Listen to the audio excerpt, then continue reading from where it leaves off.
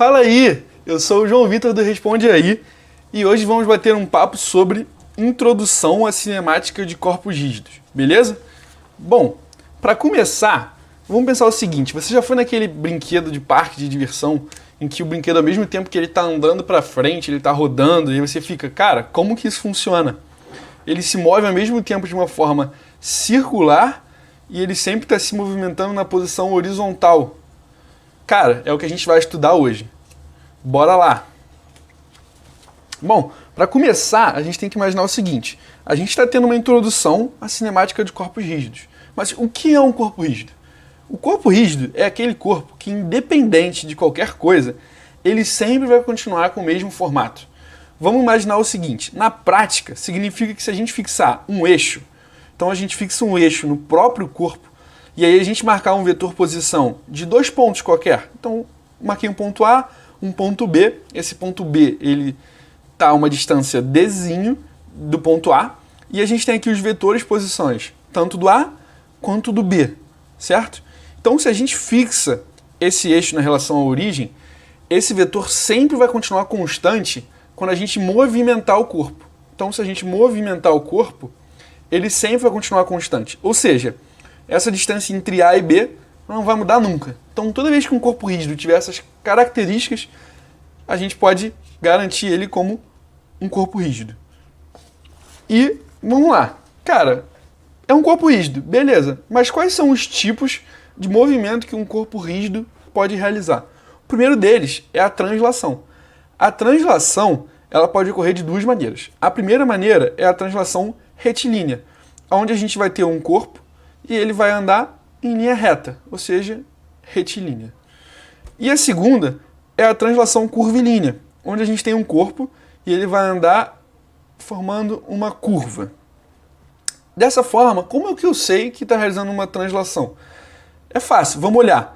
Se a gente imaginar, lembra, que a distância nunca pode mudar entre A e B, a gente vai perceber que quando a gente anda dessa forma, essa distância entre os pontos A e B não muda.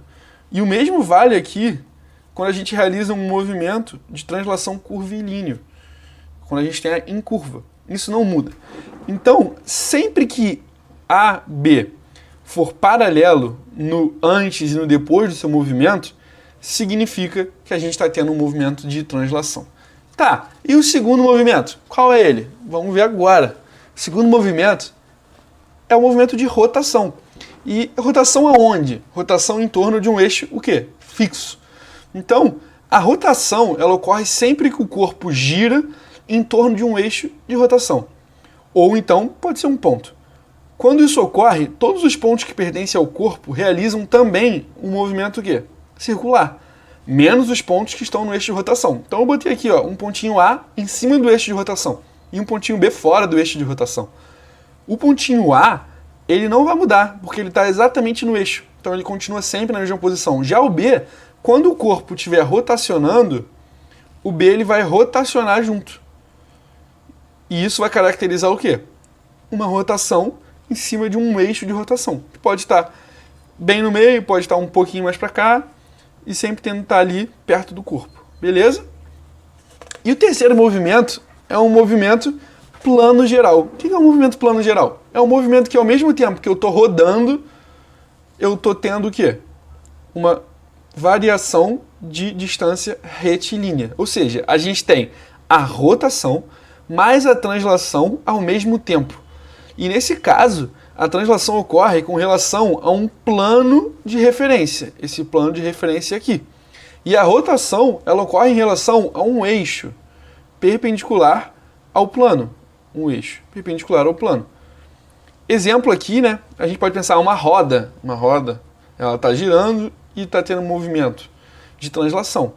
Ou a gente pode pensar uma bola de boliche também. Quando você joga a bola de boliche para derrubar os pinos, ela vem rotacionando e ao mesmo tempo transladando. Beleza? Então esses são basicamente os 3 tipos de movimento que a gente precisa aprender aqui na introdução ao corpo rígido. Bom, agora a gente precisa dar uma lembradinha lá na cinemática, uma revisãozinha rápida. Vamos imaginar aqui um corpo, certo? Um carrinho aqui que saiu do tempo 0 e foi para o tempo 10 segundos. esse carrinho ele tem um espaço que é determinado pela função 4t² mais t, ou seja, ele tem um espaço em função de t. E lembra lá como a gente vai conseguir determinar a sua velocidade? É só a gente fazer o quê? A derivada do espaço no tempo. Então, a gente vai ter a derivada de 4t², que vai dar 8t, mais a derivada de t, que é o quê? 0. Então, a gente tem, na verdade, aqui 8t. Beleza? E aí, para achar a aceleração, a gente lembra lá que vai ser a derivada da velocidade no tempo. Então, a gente tem 8t, a derivada de 8t é o quê? 8. 8 vai ser a nossa aceleração. Lembrando que ele quer quando o tempo for o quê? 10. Então, se a gente fosse substituir o espaço em 10, ele seria 4 vezes 10², 4 vezes 100, 400, mais 10, 410 metros. Já a velocidade em 10 seria 8 vezes 10, 80 metros por segundo. E a aceleração, quando tivermos no ponto 10, vai ser 8 metros por segundo ao quadrado.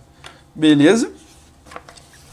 Ainda nessa revisãozinha de cinemática, a gente precisa lembrar lá das coordenadas polares. Quando a gente tem lá um movimento curvilíneo, a gente tem um certo raio, esse ângulozinho e a linha de referência.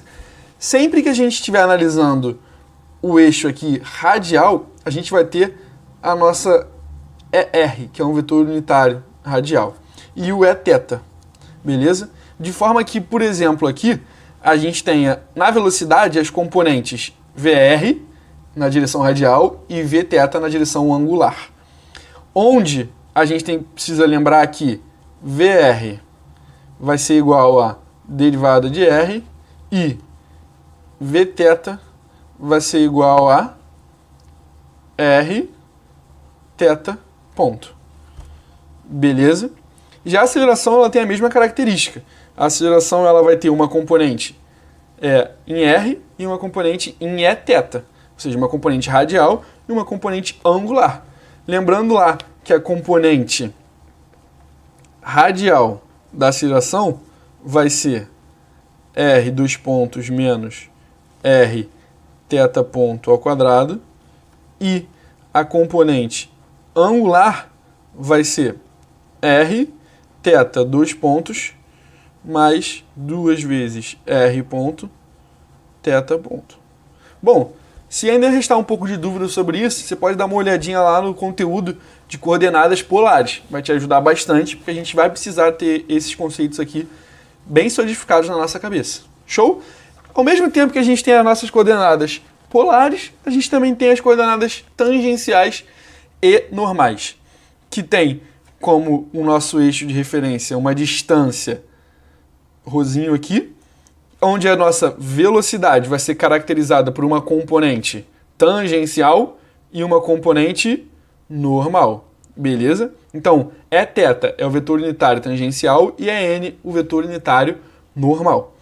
E aí, a gente vai lembrar que toda vez que a gente tiver a velocidade numa coordenada tangencial e normal, a velocidade em EN é zero, porque o corpo está só rodando aqui. A velocidade é sempre só tangente.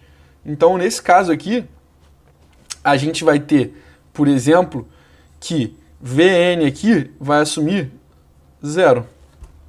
E aí vai sobrar para a gente V igual a Vt ET.